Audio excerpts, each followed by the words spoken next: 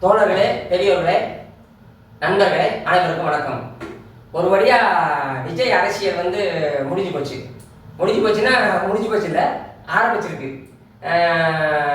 கரெக்டாக பார்த்தீங்கன்னா 108 உட்காந்துருக்காங்க. இந்த 108ங்கிறது மக்கள் கொடுத்துருக்காங்க விஜய்க்கு. எனக்கு என்ன தெரியுதுன்னா, அந்த 108 ஆம்புலன்ஸ் கூப்பிடுவாங்க அந்த மாதிரி. அதாவது உன்னால் ஒவ்வொரு கூட்டத்திலும் உன்னை பார்க்க வந்தவர்கள், உன்னால் உங்கள் கூட்டத்தால் சாகடிக்கப்பட்டவர்களை கண்டு கொள்ளாமல் போனீர்கள். அதற்கு முதலில் மனிதநேயத்தையும் மனித உயிர்களின் முக்கியத்துவத்தையும் உணர்வதற்கான அடையாளமாகத்தான் 108 நம்பரை கொடுத்திருக்காங்க. அந்த 108 வாங்கிட்டு சீட் வாங்கிட்டு அவர் பட்ட பாடு பார்த்தீங்கன்னா, ஐயோ சொல்லி முடியல.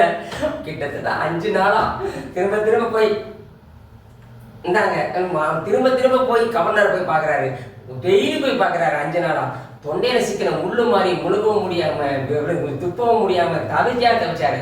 கடைசி பார்த்தா யாரு காப்பாத்தினான்னு பார்த்தா, கடைசி முன்னாள் முதல்வர், தமிழக முதல்வர், மக்கள் முதல்வர் ஆக இருந்த மு.க. ஸ்டாலின் அவர்கள் தான் அவர்களை காப்பாற்றினார்கள். அவர் எவ்வளவு பெருந்தன்மையோட, அதான் பெரிய மனுஷத்தன்மை. இந்த சின்ன பசங்க, பொடி பசங்கள்லாம், சின்ன பசங்கள்லாம் ஜோடி போட்டுக்கிட்டு டிவிக்க பிச்சி நடந்தாங்க. ஆனால் எதுக்கு எடுத்தாலும் திமுக மேலே படி போட்டாங்க. ஆனால் அந்த திமுக தான், அந்த தலைவர் தான், கடைசி மக்கள் முதல்வர் தான் என்னதான் அவன் நம்ம பையன், நம்ம ஊருக்காரன், இது மண்ணு நம்ம மண்ணுல நம்ம 60 ஆண்டு காலம் 70 ஆண்டு காலம் கொஞ்சம் கொஞ்சமாக பாடுபட்டு ஒவ்வொருத்தரும் போட்டி போட்டு சண்டை போட்டு முன்னேற்றி கொண்டு வந்துருக்கோம். இதை கவர்னர் ஆளுநர் ஆட்சி வந்தால் எல்லாம் 6 மாதத்துக்கு காலி ஆயிரும். அதை விட்டு கெடுத்துடக்கூடாது. அதே மாதிரி அந்த பையன் அவனோட குடிமை அவன் ஆர்எஸ்எஸ்காரங்க கையில் சிக்கிடக்கூடாது, பிஜேபிக்காரன் ஏற்கனவே சிக்கின மாதிரி தான், மறைமுகமாக சிக்கினாங்க தான், சிக்கிடக்கூடாதுன்னு பாடாப்படுத்துவாங்க. நம்ம காப்பாற்றுவோம், நம்ம போய் பார்த்துக்குவோம், நம்ம சப்போர்ட் பண்ணுவோம் அப்படின்னு நம்ம பிள்ளைய காப்பாற்றுற மாதிரி நினச்சி காப்பாற்றிருக்காரு ஸ்டாலின். இந்த காங்கிரஸ் தான் அவசரப்பட்டு முந்திரி கொட்ட மாதிரி இப்போ முந்திரி போய் ஒட்டிக்கிச்சு. இவங்க இந்த ஈன புத்தியால தான் இந்தியா முழுக்க நாசமாகி கிடக்குறாங்க. அவங்க கட்சி இதுக்கு என்ன கொடுமைன்னு கேட்டீங்கன்னா, அவங்க கட்சி இந்தியா முழுக்க சாகடிக்கப்பட்டு இருக்கான். பிஜேபி அழிச்சு முடிச்சிட்டான். அவங்களுக்கு எதிராக போராடி வெற்றி பெறுவதற்கு மழை மாதிரி குமிஞ்சிருக்கு பாஜக எதிர்த்து போராடுறதுக்கு. ஆனால் ஒரு இடமும் பண்ண மாட்டாங்க. ஆனா விஜய் போய் முதலமைச்சராக உட்கார்றதுக்கு போயிட்டு போராடிட்டு இருக்காங்க கவர்னருக்கு எதிராக. இதுல என்ன போகுதுன்னா, கவர்னருக்கு எதிராகவோ அவங்க ஆட்சி வர்றது தடுக்கிறதுக்கு அவங்களுக்கு எதிராக யார் இருக்காங்களோ அவங்களுக்கு எதிராகவோ விஜயும் பேச மாட்டேங்கிறாரு, விஜய் கட்சிக்காரன் பேச மாட்டேங்கிறான். திமுக தான் கண்டிச்சிருக்கு. திமுக தலைவர் தான் இது கண்டனத்துக்குரியது. மக்களால் தேர்ந்தெடுக்கப்பட்ட ஒருத்தரை முதல்ல அரசமைக்க விடுங்க, அதுக்கப்புறம் அவர் பெரும்பாலை நிரூபிப்பாரு அது அப்படிங்கிற முறையில் அவர் தான் குரல் கொடுத்தாரு. ஆனா இப்ப கூட புரிஞ்சுக்காம, இந்த நன்றியை புரிஞ்சுக்காம, இந்த மாதிரி ஒரு ஆபத்து பாந்தவன் மாதிரி ஒரு உதவினர் வேற இப்ப கூட புரிஞ்சுக்காம இந்த தற்கூரி கூட்டம் இன்னமும் அவர் மேலே காண்டா இருக்கும். என்னவோ சொல்லுவாங்க, என் தெருவில் லைட் எரியனா கூட ஸ்டாலின் தான் காரணம், என் வீட்டில் ஒருத்தர் வயிற்றால போகுதுன்னா அதுக்கு ஸ்டாலின் தான் காரணம், ஒருத்தர் என் வீட்டில் ஃபுல்லாக காய்ச்சல் வந்துச்சுன்னா ஸ்டாலின் தான் காரணம். அதாவது ஒவ்வொரு பழிபோடும் அரசியல். இந்த விஜய் கும்பலும் விஜயோட ரசிகர்களும் திமுக மீது பழிபோடும் அரசியலை ரொம்ப சூப்பராக செஞ்சு வெற்றி ஆகிட்டாங்க. அவங்க பின்னாடி சில கும்பல்கள்லாம் இருந்துச்சு, உதவி பண்ணிச்சு, அது மூலியமாக தான் வந்தாங்க. திமுகவும் ஒன்றும் மோசம் போகல, நல்ல இதாக இருக்காங்க. அவங்க அதுவும் இல்லாமல் அவங்க ஆளுங்கட்சியை விட எதிர்கட்சியாக இருந்தால் இன்னும் சிறப்பாக வேலை செய்வாங்க. அது இந்த தமிழ்நாட்டு மக்களுக்கே தெரியும். சரி, ஓகே, ஏதோ ஒரு என்ன சொல்றது, லாட்ரிக்காரனை கூட வச்சுக்கிட்டே லாட்ரியில் விழுந்த பரிசு மாதிரி ஏதோ உங்களுக்கு ஒரு சூழலை டக்குன்னு மாறி போச்சு. தப்பு இல்லை. அதாவது கலைஞர் கூட சொல்லுவார், காற்று அடிக்கும் பொழுது பேப்பரும் பறக்கும், காகிதமும் பறக்கும், காக்கையும் பறக்கும். அது காற்று நின்றதுக்கு அப்புறம் தான் தெரியும் பறப்பது எது காக்கை எது பறவை அப்படின்றது. அது மாதிரி அது அப்படிதான் எடுத்துக்கணும். இதில் என்ன கூத்துனா, காங்கிரஸ் தான் ரொம்ப அவசரப்பட்டு இதில் போய் முன்னாடி போய் முந்திக்குச்சு. ஆனால் உண்மைக்கே சொல்கிறேன், கம்யூனிஸ்டுகளும் இந்திய முஸ்லீம் லீக் அந்த பெரியவரும் திருமாவளவன் அவர்களும் தான் இன்னைக்கு பல தடவை அவசரப்பட்டு போகாமல் என்னதான் அவரோட ஓட்டு வங்கி நாங்கள் ஜெயிச்சிருக்கோம். 1 சீட்டோ 2 சீட்டோ அவர் தான் எங்கள் தலைவர். இப்பயும் நாங்கள் இந்தியா கூட்டணி தொடர்கிறோம். இதை நாம் மறக்கவே முடியாது. இப்பொழுதும் விஜய் ஆர்எஸ்எஸ் பெற்ற பிள்ளை தான். ஆனால் அந்த பிள்ளையை நான் வளர கையகப்படுத்தி வளர்ப்பது நம்ம வேலையாக இருக்கிறது என்று அவர் அவ்வளோ அருமையாக ஸ்டேட்மெண்ட் கொடுத்து அவங்களாம் போயிட்டு தலைவர் ஸ்டாலினோட உட்காந்து பேசி இது பண்ணி அதான் நான் ஏற்கனவே சொன்னபடியா போனதுக்கப்புறம் பரவாயில்ல, அதெல்லாம் ஒன்றும் தப்பு கிடையாது, நான் எதிர்கட்சியாக செயல்படுறேன், நம்ம ஒன்றா நின்று ஜெயித்தோம், இது அவனு நம்ம பிள்ளை தான், நம்ம பையன் தான், இந்த மண் நம்ம மண்ணை வந்து நம்ம தான் காப்பாற்றணும், இல்லைன்னா எல்லாமே வந்து தலைகீழ மாறிடும், அதனால் நீங்கள் அங்கே போய் அவங்க கேடு பண்ணுங்க இது பண்ணுங்க. ஆனால் ஒரு தடவை கூட ஒரு இடத்துல கூட இந்த விஜய்க்கும் விஜய் கும்பலுக்கோ விஜய் கூட இருக்கக்கூடிய விஜயை தவறாக வழிநடத்தவர்கள் தான் இவனை சீக்கிரம் அழிக்க போறாங்க. அதான் உண்மை.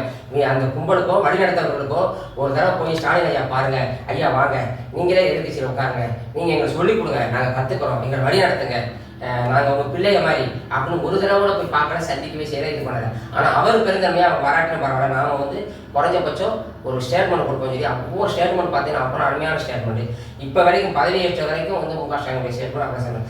இந்த தாவேகா கும்பலுக்கு நான் சொல்லிக்கிறேன், நடிகர் விஜயும் சரி, நடிகர் விஜய் கூட இருப்பவர்களும் சரி, நடிகர் விஜய் ஏற்றுக்கொண்ட அந்த தாவேகா தொண்டர்களுக்கும் சரி, உங்களுக்கு ஒரு அருமையான தலைவன் ஆதரித்திருக்காங்க, திருமாவளவன் என்ற ஒரு தலைவன். அவர் நீ பெரியாரையும் அம்பேத்கரையும் உண்மைக்கு சொல்ல கரைச்சி குடிச்சிட்டியா அப்படிம்பாங்க இல்லையா, உண்மைக்கே பெரியாரையும் அம்பேத்கரையும் கரைத்து குடித்தவர் தான் திருமாவளவன். அவர்களை வைத்து சரியான முறையில் நீங்கள் சரியான திசையில் போய் அவரிடம் நீங்கள் அரசியல் கற்றுக்கொள்ளுங்கள்.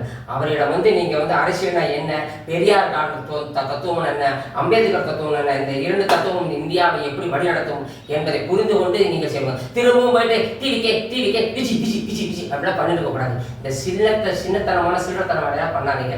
ஒழுங்கு மரியாதையா நல்ல அரசியல்வாதியா நல்ல அரசியல் புரிந்து கொண்டவர்களா நடந்து கொள்ளுங்கள், மாறிக்கொள்ளுங்கள். அதுதான் உங்களுக்கு சரியானதாக இருக்கும்.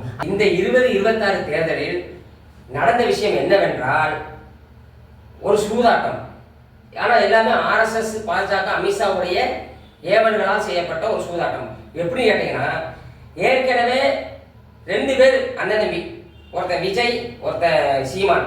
இந்த 2 பேர்ல ஏற்கனவே சீமான் வந்து தேவையான அளவுக்கு பெரியாரையும் திராவிடத்தையும் திட்டி வாய்க்கு வந்தபடி பேசி அவதூறு பேசி அசிங்கமாக பேசி அந்த ஒரு வெறுப்புணர்வு உண்டாயிட்டான். அவன் கூட பயணித்தவர்கள் இன்னொரு பக்கம் இப்படி பேசாமல் இயங்கி கொண்டிருக்கும் பொழுது இன்னொருவனை உருவாக்குகிறார்கள். அவர் தான் விஜய். அவர் என்ன செஞ்சார்னா, நீ பேருக்கு பெரியாரை அம்பேத்கரை பின்னாடி வச்சுக்கோ, ஆனால் எந்த இடத்துலையும் பெரியார் தத்துவத்தையும் அம்பேத்கர் தத்துவத்தையும் நீ வந்து உங்களுக்கு கற்றுக் கொடுத்துறாங்க, அதை பின்னாடி மட்டும் வச்சுக்கோ அப்படின்னு. என்ன விஷயம்னா, சீமான் எல்லாம் பெரியாரை பற்றி நன்றாக விஷயங்கள் தெரிந்து அவருடைய அருமை பெருமைகள் தெரிந்தே அவருக்கு வரும் காசு பணத்துக்காக அவதூறு பேசப்பட்டார். பேசி அவரையும் கெட்டு விட்டார், அவருக்கு இல்லாமல் போயிட்டார்.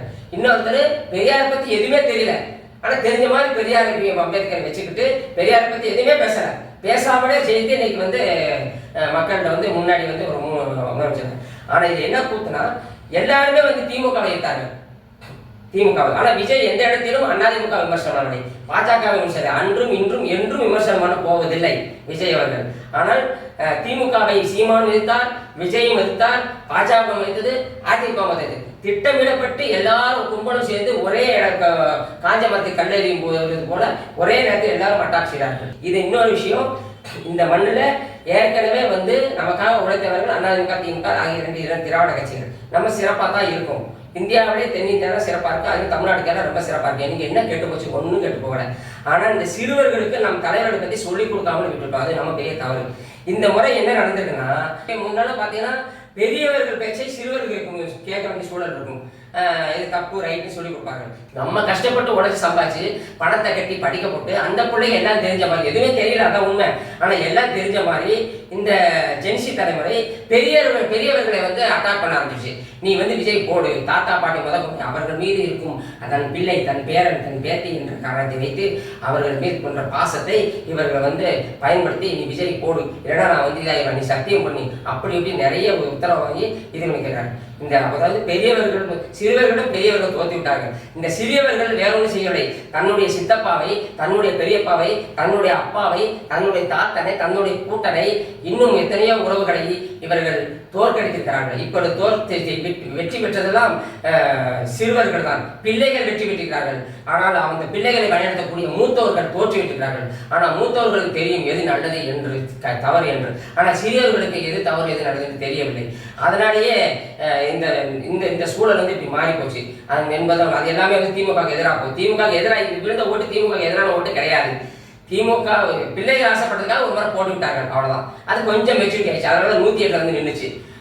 இன்னொரு கேட்டிங்கன்னா, நாம் உண்மையை பேச வேண்டும் என்றால் விஜய் அவர்கள் குழந்தைகளை வைத்து துன்புறுத்தி இருக்கிறார். சொல்லப்போனால் குழந்தைகளை வந்து துன்புறுத்தி வந்து சொல்லப்போனால் குழந்தைகள் நல வாரியம் சைல்டு அவங்க தான் நடவடிக்கை எடுக்கணும். இது வந்து மிகப்பெரிய வந்து சூதாட்டம். குழந்தைகளை வந்து வச்சு வீட்டில் போய் சத்தியம் வாங்குங்க, இல்லைனா நான் செத்துருவேன், இல்லை நான் வந்து சூசைட் பண்ணிப்பேன், இல்லை உனக்கு கொன்றுவேன், நான் எங்கன்னா காணாமல் போயிடுவேன், இல்லைனா நான் வந்து எதாவது பண்ணிக்குவேன், இப்படி சொல்லி மனநிலை அவர்கள் மனதை மாற்றி பண்ணுவது குழந்தைகள் வத சட்டத்தை விஜய் வந்து பதில் சொல்லியே ஆக வேண்டும். உண்மையை சொல்ல போனால் விஜய் இப்போ ஆட்சி அமைச்சிருக்கிறது திமுக கூட்டணி கட்சிகளின் தயவால் நிறுவப்பட்ட மைனாரிட்டி தாவேக அரசு என்றுதான் நாம் சொல்ல வேண்டும். அதுதான் உண்மை.